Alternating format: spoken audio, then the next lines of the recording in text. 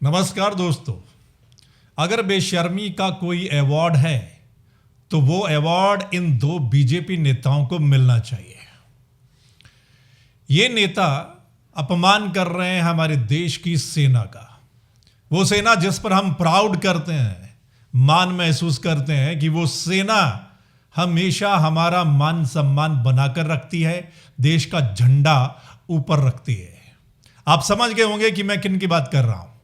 मध्य प्रदेश के एक मंत्री पहले बोलते हैं हमारी सेना की अधिकारी कर्नल सोफिया कुरैशी को आतंकवादियों की बहन बताते हैं वो, और अब मध्य प्रदेश के डिप्टी सीएम यानी उप मुख्यमंत्री जगदीश देवड़ा वो सेना का अपमान कर रहे हैं।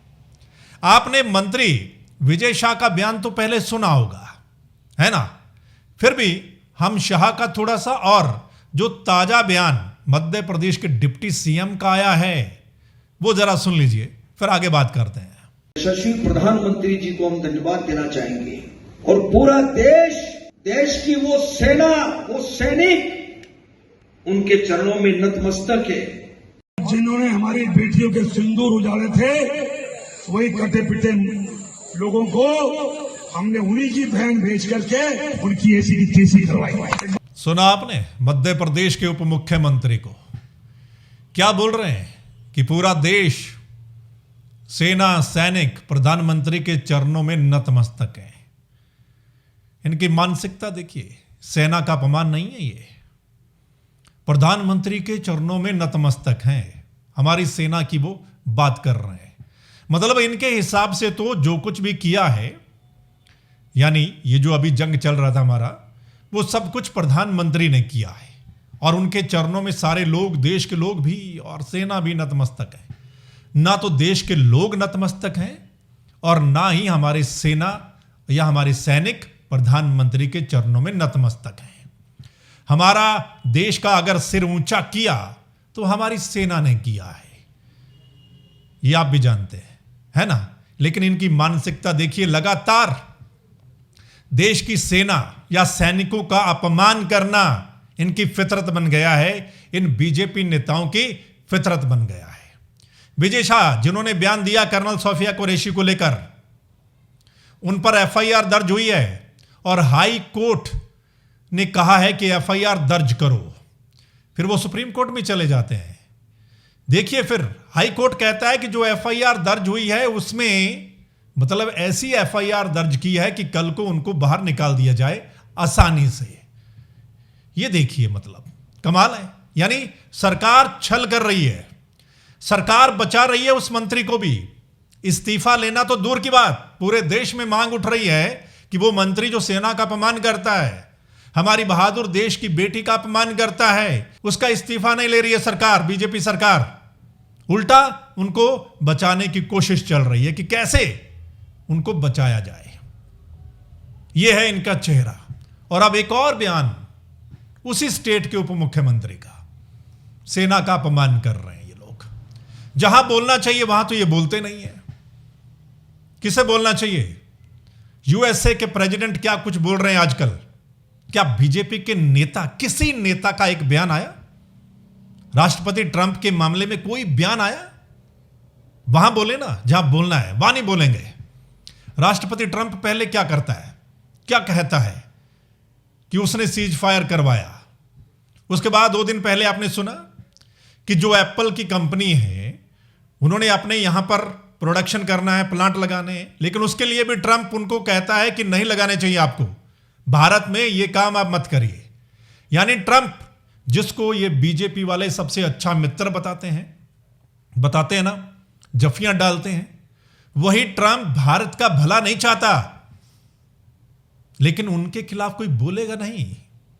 हां, कंगना रनौत ने एक ट्वीट जरूर किया ट्रंप को लेकर, लेकिन उस ट्वीट को भी इन्होंने डिलीट करवा दिया। कंगना रनौत ने लिखा बकायदा कि डिलीट करवा दिया गया, बीजेपी ने डिलीट करवा दिया। तो ये देखिए, मतलब ये जो मंत्री और उप मुख्यमंत्री बोले, इस तरीके की बयानबाजी तो चलती है। इस तरीके की बयानबाजी पर कोई संज्ञान नहीं है।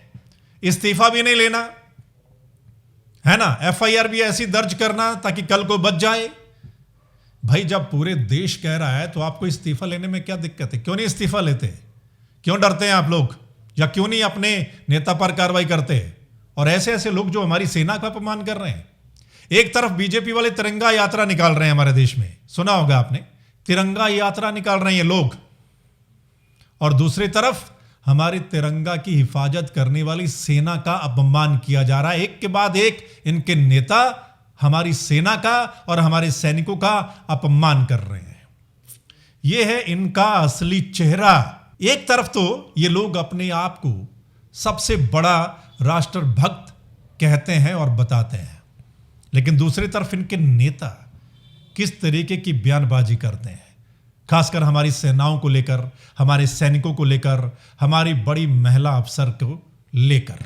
सो दोस्तों, इनका चेहरा अब आपके सामने है, इनकी सच्चाई आपके सामने है, इनकी सोच आपके सामने है। क्या कहेंगे आप कमेंट करके जरूर बताना। हालांकि इस पर भी अगर कोई बोलेगा तो कुछ चिंटू आ जाएंगे ज्ञान बांटने के लिए। नीचे आप देखना, बहुत सारे लोग अभी भी लिखेंगे और किस तरीके की भाषा का इस्तेमाल ये करेंगे जैसे इनसे बड़ा कोई राष्ट्र भक्त है ही नहीं। ऐसी भाषा भी ये लोग लिखेंगे।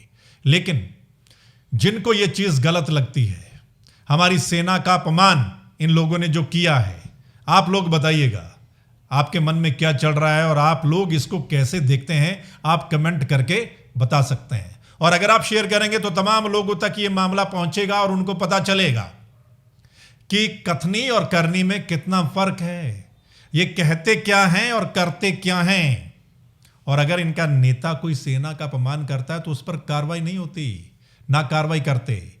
किसी पत्रकार ने सवाल पूछा मध्य प्रदेश के मुख्यमंत्री से कि भाई जो आपके मंत्री बोले हैं क्या कोई कार्रवाई होगी?